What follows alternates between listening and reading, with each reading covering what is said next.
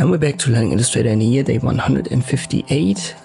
Let me show you how I can add the angular dimensions. It's yet again the dimension tool, and you will find the second mode right there. This is for the angular dimension. Make sure it's active, and then you can hover over a path, for example for rectangle, left click, and left click again on the other path.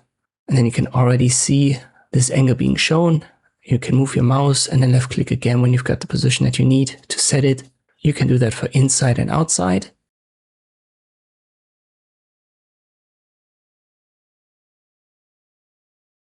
Let me create an odd angle using the pen tool here. Yet again, we use the dimensions tool, second mode, left click on the top line and on the left line, hover your mouse, then left click to confirm. This is also interactive, so if I transform my rectangle, you can see how this angle value changes with it. And you can even use the direct selection tool and just move a single anchor point like this, just left click on it.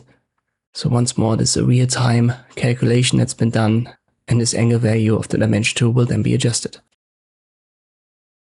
I hope this video was helpful. Thank you for watching, and I'll see you next time.